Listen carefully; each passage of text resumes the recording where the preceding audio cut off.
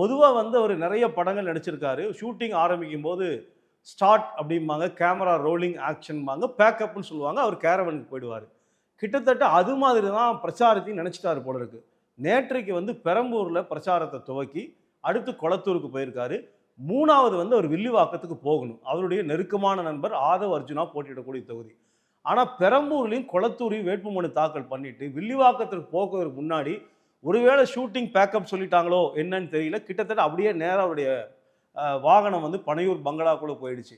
சர்க்காருங்கிற ஒரு தமிழ் சினிமால ஒரே ஒரு ஓட்ட போடுவதற்கு அமெரிக்காவிலிருந்து விமானத்தை புடிச்சு பறந்து வருவாரு. அப்படி சினிமால ஒரு ஓட்டுடைய முக்கியத்துவத்தை சொன்ன தாவேகாவுடைய தலைவர் விஜய், கிட்டத்தட்ட வில்லிவாக்கத்துல ஆயிரக்கணக்கான மக்கள் காத்திருக்கும் போது, இந்த ஜனநாயக திருவிழால ஏன் தாவேகாவுக்கு வாக்களிக்கணும், பிரச்சாரத்துக்கு கூட போகாம பனையூருக்கு போய் பதுங்கி கொண்டிருக்கிறார் என்கிற ஒரு கேள்வி இன்னைக்கு தமிழக அரசியல் களத்தில் எழுப்பப்படுது. அப்ப ஒரு முதிர்ச்சியான அரசியல்வாதி தானா அப்படிங்கிற ஒரு கேள்வி இருக்கு. இப்ப இருக்கக்கூடிய இந்த குழப்பத்த அவர் வந்து கண்ட்ரோல் பண்ணுவாரா? அல்லது அடுத்து வரக்கூடிய ஒரு 20 நாட்கள் தமிழக தேர்தல் களத்துல ஏதாவது அரசியல் பேசுவாரா? அல்லது வந்து தாவேகாவுக்கு ஏன் மக்கள் வாக்களிக்க வேண்டும்ங்கிற ஒரு பொலிட்டிக்கலா கன்வின்ஸ் பண்ணக்கூடிய பிரச்சாரம் இருக்குமா? அல்லது சினிமால டப்பிங் பேசுற மாரியே பேசி காலத்த கடத்திடுவாரா? அப்படிங்கிற ஒரு கேள்வியும், குழப்பமும் தாவேகாவை சுத்தி ஓடிக்கொண்டே இருக்கிறது.